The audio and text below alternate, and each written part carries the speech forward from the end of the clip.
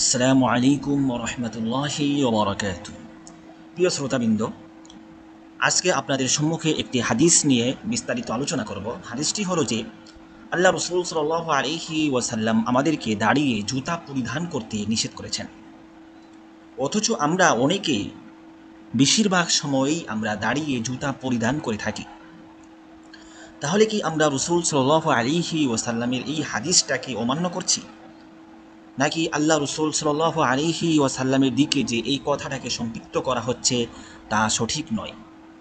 এই বিষয়টি আজকে এই ভিডিওর মধ্যে আপনাদের সম্মুখে সম্পূর্ণরূপে পরিষ্কারভাবে বর্ণনা করার চেষ্টা করব। প্রথমে আসি যে আল্লাহ রসুল সাল্লাল্লাহু আলাইহি ওয়াসাল্লাম আমাদেরকে দাঁড়িয়ে জুতা পরিধান করতে নিষেধ করেছেন। এটা হলো যে সুনানে আবি দাউদের হাদিস। এই যে আপনারা দেখতে পাচ্ছেন এখানে কলা নাহা রসুল্লাহ সাল্লাল্লাহু আলাইহি ওয়াসাল্লাম আইয়ান্তা আইলা রুজুলু ইমান, যে রসুল সাল্লাল্লাহু আলাইহি ওয়াসাল্লাম দাঁড়িয়ে জুতা পরিধান করতে নিষেধ করেছেন। এটা হলো যে সুনানে আবি দাউদ। এই যে আপনারা দেখতে পাচ্ছেন আল কিতাব সুনানে আবি দাউদ, সুনানে আবি দাউদের 4135 নম্বর হাদিস। তাহলে আমরা এই হাদিস কি সহি না, এটাকে যাচাই বাছাই করার জন্য আমাদেরকে সনদের শুদ্ধতা আমাদেরকে নিশ্চিত করতে হবে। এই হাদিসের সনদ হলো যে এতটুকুর মধ্যে আমরা এখানে মোহাম্মদ ইবনে আব্দুর রহিম, আবু ইয়াহিয়া, আবু আহমদ আজ-জুবাইরি, ইব্রাহিম ইবনু তহমান এবং আবু জুবাইর, এরা সকলেই সেকা। কিন্তু আবু জুবাইর যে আছে এর ক্ষেত্রে একটু সমস্যা আছে। আবু জুবাইর হলেন যে একজন মুদাল্লিস রাবি। আপনারা এতটুকু স্মরণে রাখেন যে আবু জুবাইর হলো একজন মুদাল্লিস রাবি। তিনি হলেন যে মুদাল্লিসের 3য় নম্বর তবকার।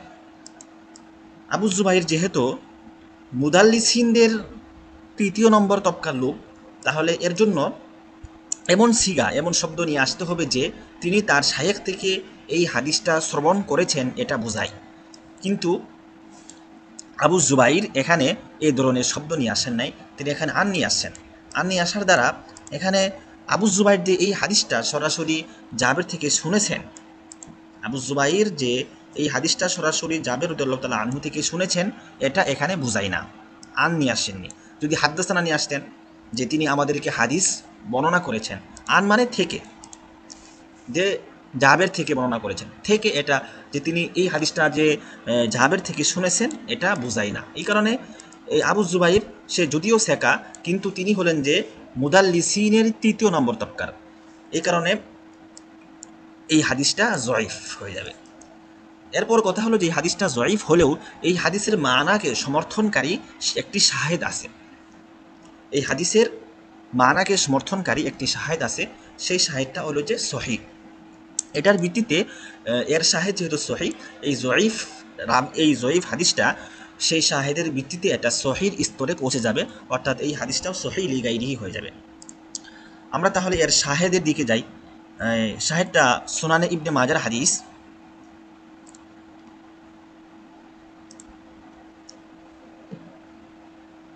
এই যে সুনান ইবনে মাজা, এই যে আপনারা দেখেন আল কিতাব সুনান ইবনে মাজার 3619 নম্বর হাদিস। এখানে আছে যে নাহান নবী সাল্লাল্লাহু আলাইহি ওয়াসাল্লাম আইয়ান্তা আইলা রুজুলু ইমান, যে রাসূল সাল্লাল্লাহু আলাইহি ওয়াসাল্লাম দাঁড়িয়ে জুতা পরিধান করতে নিষেধ করেছেন। আর এই হাদিসটা হলো যে সহিহ, কারণ হলো যে এখানে যেই সনদটা আছে, এখানে সমস্ত রাবি হলো সেকা, কারো ভিতরে কোনো ধরনের দোষ ত্রুটি নেই। এই কারণে এই হাদিসটা হলো সহি হওয়ার কারণে এটা সহি। আর আমরা পূর্বে যে হাদিসটা আলোচনা করেছি সেটা ছিল জয়ীফ হলেও যেহেতু ওই জয়ীফ হাদিসের মানাকে, অর্থকে এই হাদিসটা সমর্থন করে, এটার ভিত্তিতে ওই জয়ীফটাও সহির স্তরে পৌঁছে যাবে, অর্থাৎ সেটা সহি লিগাইরিহি হবে, মানে অন্যের কারণে সে সহি হচ্ছে।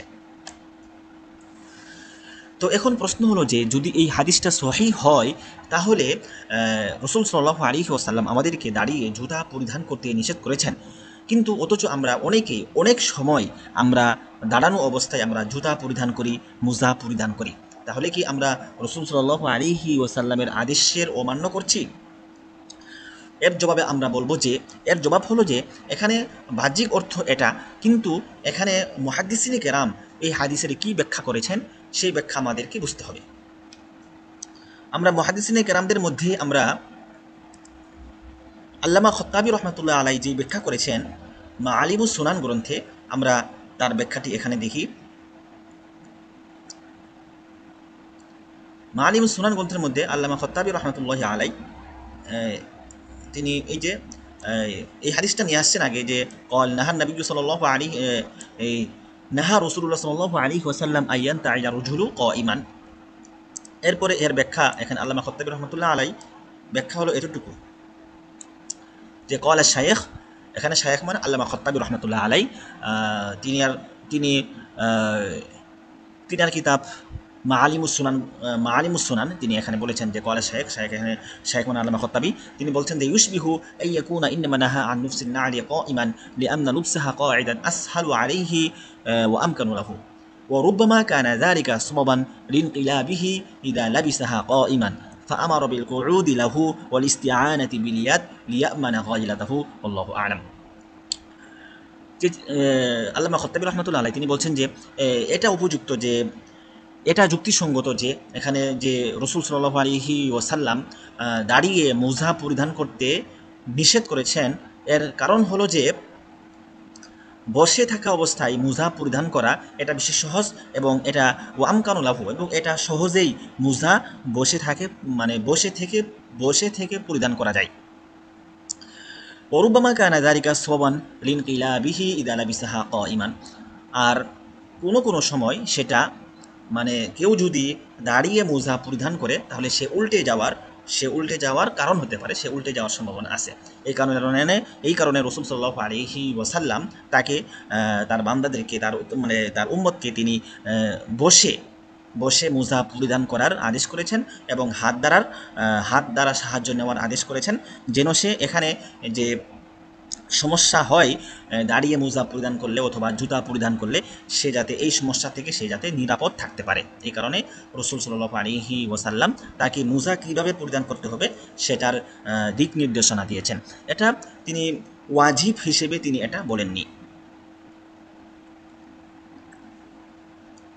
তাহলে আমরা বুঝতে পারলাম যে এখানে রাসূল সাল্লাল্লাহু আলাইহি ওয়াসাল্লাম তিনি যে আদেশটা করেছেন সেই আদেশের উদ্দেশ্য ছিল এটা যে দাঁড়িয়ে যদি মোজা পরিধান করা হয় তাহলে সেখানে সে উল্টে যাওয়ার অথবা বিভিন্ন সমস্যার সম্মুখীন হওয়ার সম্ভাবনা আছে। এই কারণে তিনি এখানে তিনি দাঁড়িয়ে মোজা পরিধান করাকে তিনি কী করেছেন? নিষেধ করেছেন। তাহলে আমরা যদি এ ধরনের কোনো জুতা অথবা মোজা থাকে যেগুলো নাকি দাঁড়িয়ে পড়তে কোনো ধরনের সমস্যা হয় না, উল্টে যাওয়ার অথবা কোনো ধরনের সমস্যায় পতিত হওয়ার যদি সম্ভাবনা যদি না থাকে তাহলে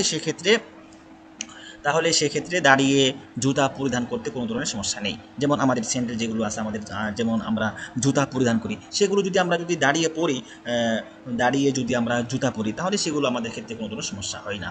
তাহলে এখানে রাসূল সাল্লাল্লাহু আলাইহি ওয়াসাল্লামের উদ্দেশ্য হলো যে এখানে তিনি জুতা কীভাবে পরতে হবে সেটার একটা নির্দেশনা বাতলে দেওয়া। আশা করি এই ভিডিওর মাধ্যমে আপনারা রাসূল সাল্লাল্লাহু আলাইহি ওয়াসাল্লামের যে সেই উদ্দেশ্য আপনারা বুঝতে সক্ষম হয়েছেন। আল্লাহ তাআলা আমাদেরকে রাসূল সাল্লাল্লাহু আলাইহি ওয়াসাল্লাম যেভাবে আমাদেরকে জীবন পরিচালনা করার দিক নির্দেশনা দিয়েছেন সেভাবে আমাদের জীবনকে পরিচালনা করার তৌফিক দান করুন।